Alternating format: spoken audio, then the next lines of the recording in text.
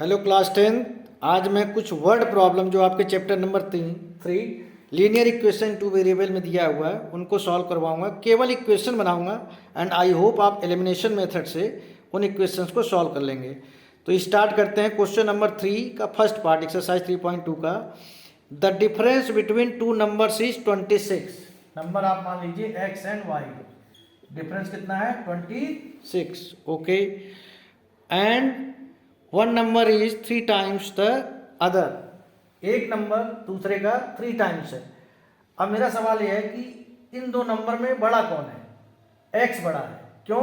बड़े में से छोटे को माइनस किया तभी तो प्लस में आंसर आया है। तो आप लिखेंगे x is equal to 3y। तो क्या हो जाएगा ये? x minus 3y is equal to 0। ये आपका फर्स्ट इक्वेशन है, ये आपका सेकेंड इक्वेशन है। एलिमिनेशन मेथड से सॉल्व कर लेंगे, you will get the value of x and y। और वही आपके दो नंबर है। सेकेंड पार्ट क्या दिया हुआ है? The larger of to supplementary angle exit the smaller by 18 degree. दो सप्लीमेंट्री एंगल है, सप्लीमेंट्री एंगल का सम कितना होता है ये आपको अपनी तरफ से लगाना पड़ेगा। सप्लीमेंट्री एंगल्स का सम 180 डिग्री होता है एंड कॉम्प्लीमेंट्री एंगल होते तो उनका सम होता 90 और कंप्लीट एंगल में 360। अब यहां पर क्या दिया है? एक एंगल दूसरे एंगल से, x जो है दूसरे एंगल से 18 डिग्री ज्यादा है। ओके, तो इक्वेशन क्या बन गई? x minus y is equal to 18 degree. ये आपकी फर्स्ट इक्वेशन है, ये आपकी सेकेंड इक्वेशन है। आई होप इसे एलिमिनेशन मेथड से आप सॉल्व कर लेंगे। तो बिगेस्ट टास्क इज आप इसका इक्वेशन बनाइए। इक्वेशन बनने के बाद क्वेश्चन को सॉल्व होने में कोई दिक्कत नहीं होती है। थर्ड पार्ट है, coach of a cricket team buys 7 bat and 6 ball for ₹3800। 7 bat, let cost of 1 bat be x and 1 ball y। 7x plus 6y is equal to 3800। पहला इक्वेशन आ गया। Later on she buy 3 bats and 5 ball. 3 bat and 5 ball and what is the cost? Cost is 1750। 1750। यहां पर भी है, आपकी choice है, या तो x को इक्वलाइज कर लीजिए या y को इक्वलाइज कीजिए। इक्वलाइज करने के बाद x और y की जो वैल्यू आएगी that will be the cost of 1 bat and 1 ball. अगला क्वेश्चन फोर्थ पार्ट में चलते हैं। Taxi charges in city consist of fix charge and together with the charge for the distance cover for a distance of 10 kilometre. The total paid is ₹105। देखिए, किसी city में taxi चलती है, वहां पर रूल क्या है? एक फिक्स चार्ज तो लगना ही लगना है। मतलब आप टैक्सी में बैठे, चाहे आप 1 मीटर ही चले, लेकिन आपको x रुपए देने पड़ेंगे और उसके अलावा पर किलोमीटर का अलग एक्स्ट्रा आता है। तो यहाँ पर कह रहा है कि 10 किलोमीटर जब वो चला तो उसको कितने रुपए देने पड़े? 105। 1 किलोमीटर का 1y, 2 किलोमीटर का 2y, तो 10 किलोमीटर का 10y। क्या आ गया?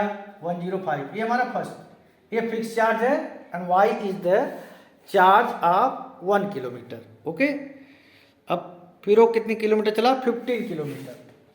फिक्स चार्ज प्लस 15 का 15y, कितने रुपए देने पड़े? 155। आपको बताने की जरूरत नहीं है, इसको आप बिना मल्टीप्लाई किए, x पहले से इक्वल है, सॉल्व कर लेंगे, x और y की वैल्यू निकाल लेंगे। यहां पर इसने एक एक्स्ट्रा चीज और पूछी है, how much does a person have to pay for the travelling a distance of 25 kilometre.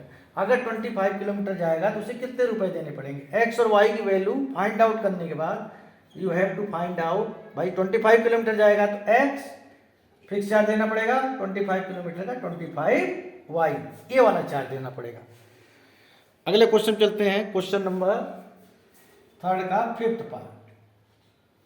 यहाँ फ्रैक्शन का क्वेश्चन है, तो फ्रैक्शन मान लेते हैं हम x अपॉन वाई। फ्रैक्शन को हमने मान लिया x अपॉन वाई। कह रहा फ्रैक्शन 9/11 हो जाता है अगर 2 को ऐड करें both numerator and the denominator. लो भाई, न्यूमरेटर में 2 का प्लस कर दिया, डिनोमिनेटर में 2 का कर दिया, आ गया 9/11। क्रॉस मल्टीप्लाई कीजिए, 11x प्लस 22 9y प्लस 18, क्या आ जाएगा? 11x minus 9y is equal to 18 minus 22। 11x minus 9y is equal to -4। ये आपका फर्स्ट इक्वेशन है। दूसरी कंडीशन क्या दी है? If 3 is added to both numerator and denominator it becomes 5/6। अगर 3 को आप ऐड करते हो तो क्या हो जाता है 5/6। सिमिलरली कीजिए 6x plus 18 is equal to 5y plus 15। इसको इधर लाइए कैरी करके 6x minus 5y is equal to 15 minus 18। 6x minus 5y is equal to, यहाँ गलती नहीं होनी चाहिए, 15 माइनस 18 होता है -3। ये आपका सेकंड इक्वेशन है। इन दोनों इक्वेशन को आप सॉल्व कर लेंगे, you will get the value of x and y and your fraction will be x upon y। अब बारी आती है सबसे लास्ट वाले पार्ट की। 5 years hence, आज के 5 साल बाद, age of Jacob will be 3 times that of his son. Age of his son, देखिए जैकब की प्रेजेंट एज मैंने x मान ली है और उनके सन की y। 5 years hence, after 5 years, ये जैकब की एज हो जाएगी, उनके सन की कितनी हो जाएगी y प्लस 5। क्वेश्चन में कंडीशन क्या दी है, इसकी एज इसकी कितनी हो जाती है 3 times, जिसको थ्राइस भी बोलते हैं। अब आप ध्यान दीजिए, यहाँ आपकी गलती नहीं होनी चाहिए। 3 इंटू वाई 3y और 3 इंटू 5 प्लस 15। इक्वेशन क्या बनेगा बेटे, x minus 3y is equal to 15 minus 5, और ये आपका पहला इक्वेशन हो गया। दूसरी कंडीशन क्या दी है, 5 years ago Jacob as will be 7 times that of his son. 7 years ago, देखिए 7 साल पहले चले गए। अब ये इससे कितनी एज में है, इज 7 times। 7 का मल्टीप्लाई कीजिए x माइनस 7। अब आप कहोगे सर सन के एज में ही क्यों मल्टीप्लाई किया जा रहा है, क्योंकि भाई फादर की एज ज़्यादा है, तो दोनों को इक्वलाइज करना है, तो जो कम है उसी में तो मल्टीप्लाई करोगे।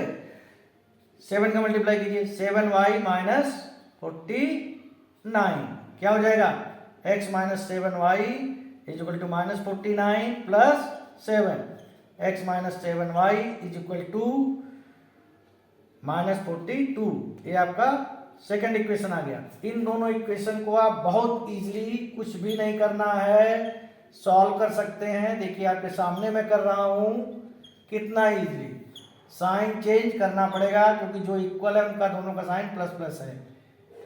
यहाँ हो जाएगा प्लस और यहाँ भी हो जाएगा प्लस, ये कैंसिल आउट हो गया। -3 प्लस 7, -3 प्लस 7 प्लस का 4y, 10 प्लस 42 52, y क्या आ गया 52 अपॉन 4 13, y की वैल्यू 13 आ गई।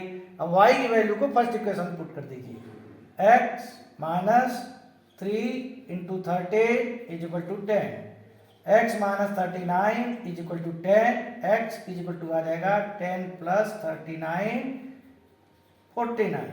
अब देखिए आप इसको एग्जाम में वेरीफाई भी कर सकते हैं अगर टाइम है तो। जैकब की एज आ गई 49 और उनके बेटे की एज आ गई 30। ओके, अब मैं क्या करता हूँ, दोनों में 5 जोड़ता हूँ।